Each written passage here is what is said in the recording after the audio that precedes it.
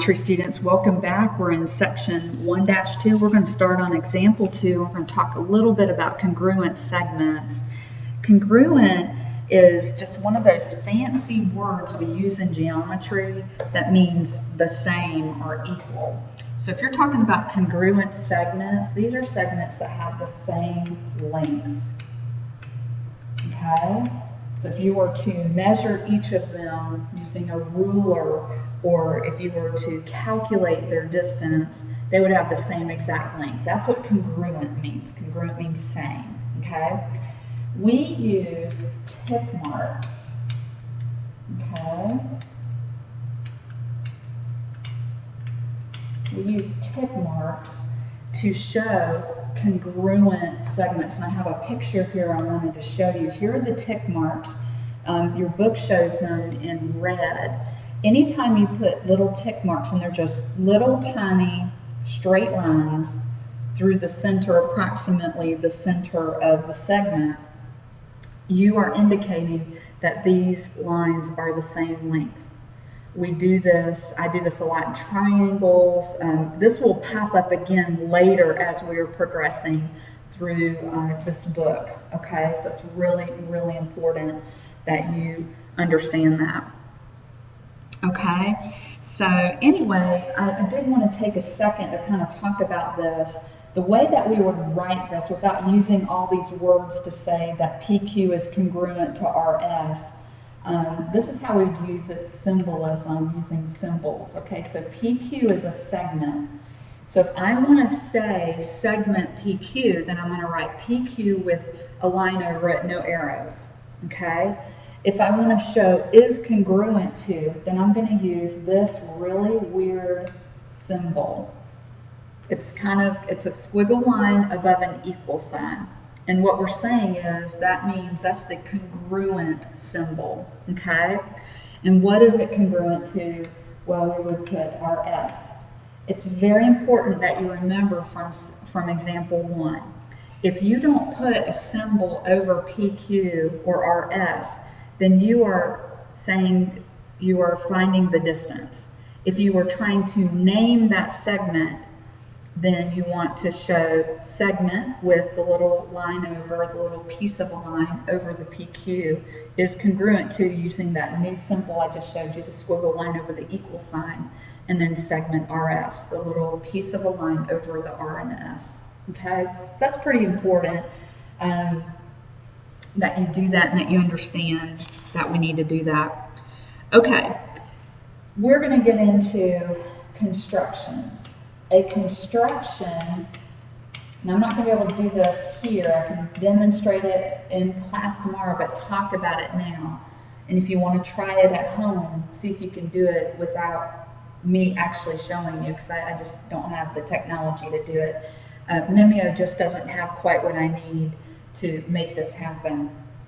Okay, if you want to create a figure that's more precise, then we're going to do something called a construction. Okay, this is going to entail a compass. You're definitely going to need a compass. I don't think you're going to need a straight edge, but you definitely will need a compass. So let me kind of talk you through this construction. So we're going to make a congruent segment.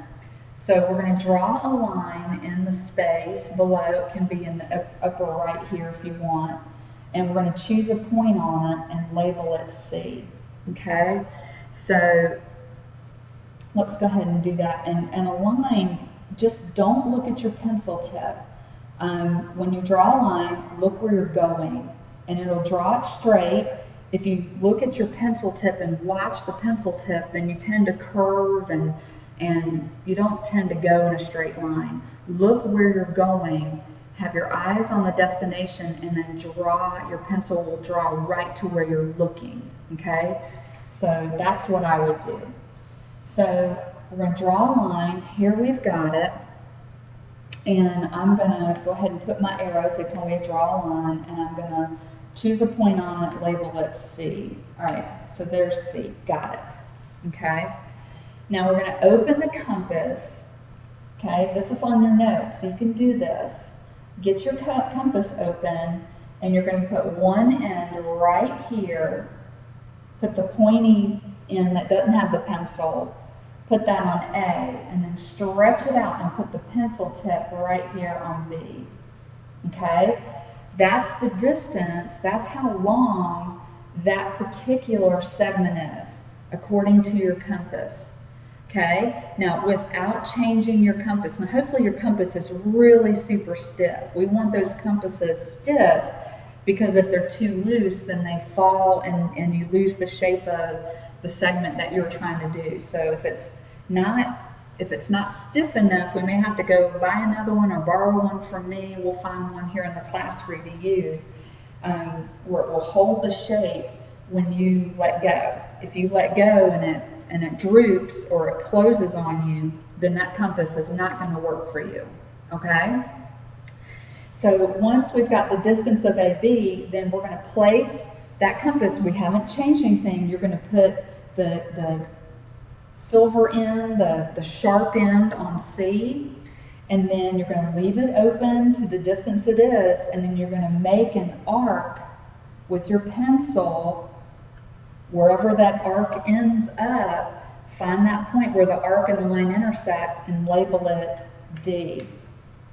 And then this is the length of, now I didn't actually use a compass, so I don't know that that is the actual length. It doesn't appear visually to be the same length, but I was just trying to show you what it would look like when you make an arc. So you're going to put your sharp end here on C, and then you're going to just create an arc through the other end of your line and you're going to label that intersection of your arc and the line. You're going to label that D, and then you have the exact same segments. So AB would be congruent to segment CD. Okay, now if you got that from my basic description without being able to see me demonstrate it, practice copy and MN. See what you can do there. Follow the same 3 steps.